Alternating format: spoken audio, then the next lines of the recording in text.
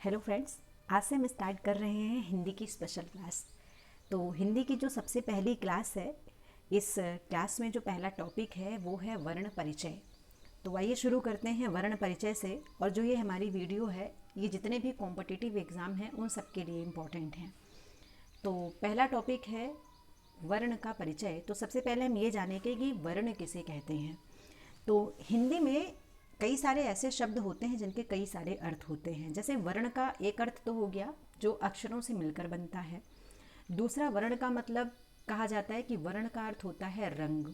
और एक वर्ण होता है जो जाति से संबंधित होता है, जैसे ब्राह्मण, क्षत्रिय, वैश्य और शूद्र, इनको भी हम लोग वर्ण कहते हैं। यानी वर्ण एक ऐसा शब्द है जिसके कई सारे अर्थ होते हैं। एक हो जाता है रंग, एक हो जाता है जाति से संबंधित, और एक हो जाता है हिंदी से संबंधित। तो यहाँ पर जो हिंदी से संबंधित है, हमें उससे संबंधित चीज़ों को देखना है। तो सबसे पहले वर्ण की परिभाषा देखेंगे कि वर्ण किसे कहते हैं। तो वर्ण उस मूल ध्वनि को कहते हैं जिसका खंडन नहीं होता, अर्थात जिसका विभाजन नहीं होता।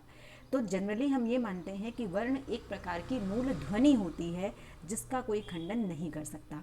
जैसे हमने कहा, एक शब्द लिया हमने अक्षर। तो अक्षर का मतलब होता है जिसका क्षर ना हो, जो क्षर ना हो सके, उसे कहा जाता है अक्षर। क्षर का मतलब होता है पतन होना, और आ मतलब होता है बिना। अब जैसे हिंदी में आपने कोई भी अक्षर एक ले लिया, जैसे आपने ले लिया अक्षर का। तो का अगर देखें तो ये दो अक्षरों से मिलकर बना है।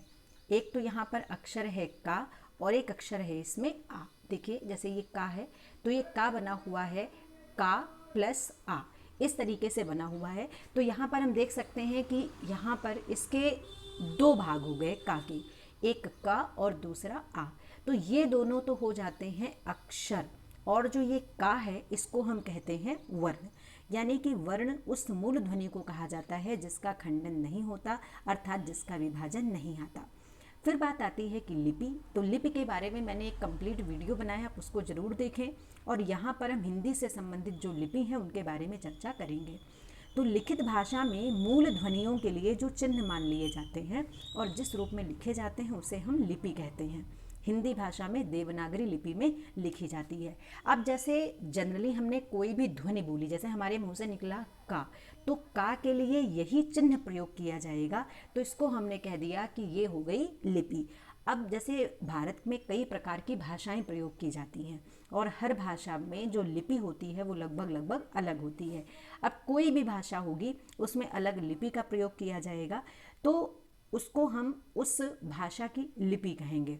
तो लिखित भाषा में जो मूल ध्वनियों के लिए जो चिन्ह मान लिए जाते हैं और जिस रूप में लिखे जाते हैं उसको हम कहते हैं लिपि, यानी कि स्क्रिप्ट। और हिंदी भाषा की जो लिपि होती है उसको हम नाम देते हैं देवनागरी।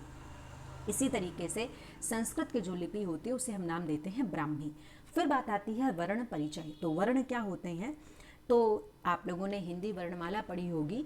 तो हिंदी वर्णमाला जो है इसको प्रमुख रूप से दो भागों में बांटा जाता है। एक को कहते हैं स्वर और एक को कहते हैं व्यंजन। तो स्वर और व्यंजन जो होते हैं ये वर्ण के अंतर्गत आते हैं। तो पहले हम देखेंगे कि स्वर किसे कहते हैं। तो स्वर वे वर्ण होते हैं जिनके उच्चारण के लिए किसी ध्वनि की आवश्यकता नहीं होती। स्वर व्यंजनों के उच्चारण में सहायक होते हैं, और स्वर व्याकरण में स्वरों को, संस्कृत व्याकरण में स्वरों को अच कहा जाता है। देखिए, यहाँ पर कहा गया है कि स्वर वे वर्ण होते हैं जिनके उच्चारण के लिए हमें किसी अन्य ध्वनि की आवश्यकता नहीं होती। जितने भी व्यंजन हैं वो हमेशा स्वर की सहायता से बोले जाते हैं। अब जैसे आप पढ़ते हैं आ है, ई है, ई है, तो ये सारे के सारे स्वर हैं। इनको बोलने के लिए हमें किसी और ध्वनि की आवश्यकता नहीं पड़ रही है, तो इनको हम नाम देते हैं स्वर। लेकिन अगर आपने किसी व्यंजन का नाम ले लिया, जैसे हमने व्यंजन में लिया का, तो जब आप का बोलते हो तो यहाँ पर आपके मुंह से का व्यंजन निकलता है, लेकिन इसके पीछे एक ध्वनि निकलती है और वो होती है आ।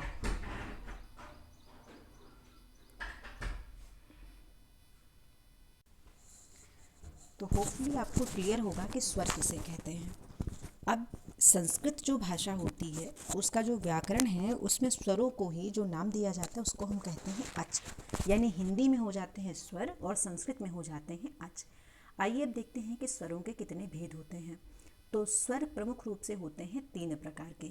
ये उच्चारण की दृष्टि से हैं। अलग अलग किताबों में आपको अलग अलग स्वरों के प्रकार मिलेंगे। तो यहाँ पहले बात करेंगे कि उच्चारण में लगने वाले समय के आधार पर स्वर कितने प्रकार के होते हैं। तो जब हम स्वरों का उच्चारण करते हैं और जितना समय उच्चारण करने में लगता है, उस समय के अनुसार स्वरों को 3 भागों में बांटा जाता है: ह्रस्व, दीर्घ और प्लुत। सबसे पहला आता है ह्रस्व। ह्रस्व का मतलब होता है छोटा या फिर कम। तो जिन स्वरों के उच्चारण में कम समय लगे, अर्थात जिसमें एक मात्रा के उच्चारण का समय लगता है, उसे हम कहते हैं ह्रस्व। जैसे आप बोलते हैं आ, आपने बोला ई और आपने बोला ऊ, तो आप देख सकते हैं कि इनको बोलने में कितना कम समय लगता है। लेकिन अगर इसी अक्षर को दीर्घ कर दिया जाए तो इसे बोलने में जस्ट डबल टाइम लगने लगता है। जैसे हमने कहा कि आ, ई और ऊ, तो जिन स्वरों के उच्चारण में अधिक समय लगता है, यानी कि जहाँ पर 2 मात्राओं का समय लग जाता है, उसे नाम दे दिया जाता है दीर्घ स्वर। इसी तरीके से होता है प्लुत। प्लुत का मतलब होता है ऐसा स्वर जिसे बोलने में तिगुना समय लगे। ह्रस्व से भी 3 गुना समय लगता है, उसे हम कहते हैं प्लुत। इसकी पहचान के लिए स्वर के आगे 3 का अंक लिखने का प्रचलन है। जैसे वर्तमान में जो ये नया प्रचलन चल रहा है वो ये होता है कि इसके आगे 3 लिख दिए जाते हैं, लेकिन इसका प्रचार भी थोड़ा सा कम हो गया है। जैसे आप देख सकते हैं कि ओम जब आप बोलते हो ना तो बोलने में ज़्यादा समय लगता है, या जैसे आपने लिखा है बाप और रे, जब आप रे बोलोगे थोड़ा देर तक बोलोगे। तो ऐसे शब्द को, ऐसे वर्ण को जो नाम दिया जाता है वो होता है प्लुत। तो उच्चारण करने के आधार पर स्वरों के प्रमुख रूप से 3 प्रकार हो गए: ह्रस्व, दीर्घ और प्लुत।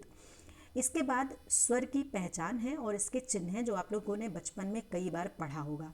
फिर भी एक बार हम देख लेते हैं। आ, इसकी कोई भी मात्रा नहीं होती है। आप हमेशा देखेंगे कि आ की कोई मात्रा नहीं होती, लेकिन जो आ होता है उसकी मात्रा होती है।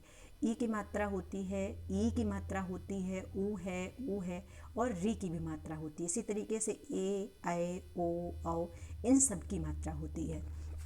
हिंदी भाषा में कुल 11 स्वर होते हैं। शेष कुछ स्वर हैं जिनका प्रयोग संस्कृत भाषा में किया जाता है, यानी हिंदी में कुल स्वरों की संख्या हो जाती है 11। फिर बात आती है व्यंजन की। तो ऐसी ध्वनियाँ जो स्वरों की सहायता से बोली जाती हैं उसे हम नाम देते हैं व्यंजन। संस्कृत भाषा में व्यंजन को हल कहा जाता है। जिस तरीके से स्वर को अच कहते हैं, उसी तरीके से संस्कृत में व्यंजन को हल कहते हैं। व्यंजन ऐसी ध्वनियाँ होती हैं जो बिना स्वर के बोली नहीं जा सकती। जैसे आपने देखा यहाँ पर लिखा है का और लिखा है आ, तो क एक व्यंजन है, लेकिन का के आगे जो ये हलंत लगा हुआ है ये बता रहा है कि ये केवल का है, इसमें किसी भी प्रकार की कोई भी ध्वनि नहीं है। लेकिन जब आप इसमें आ जोड़ देते हैं तो ये पूरा का बन जाता है। इसी तरीके से जैसे हमने देखा स्वर के प्रमुख रूप से 3 भेद थे, उसी तरीके से व्यंजन के भी बहुत सारे भेद होते हैं। मूल रूप से जो व्यंजन होते हैं इनकी संख्या होती है 33। जैसे स्वर की संख्या थी 11, वैसे इनकी संख्या होती है 33। अब जो 33 व्यंजन होते हैं इसमें कुछ स्पर्श व्यंजन होते हैं, कुछ अंतस्थ होते हैं, कुछ ऊष्म व्यंजन होते हैं। इसके अलावा कुछ संयुक्त व्यंजन होते हैं, कुछ विसर्ग होते हैं, कुछ अनुस्वार होते हैं और कुछ अनुनासिक होते हैं। तो आइए देखते हैं कि ये जो व्यंजन है इनको हम कैसे पहचानेंगे कि ये कैसे व्यंजन होते हैं। तो बहुत सीधा सा तरीका है इनको पहचानने का, हम आपको बता देंगे कि इसको कैसे हम पहचान सकते हैं, तो आप बहुत आसानी से इनको पहचानेंगे। तो सबसे पहले है स्पर्श व्यंजन।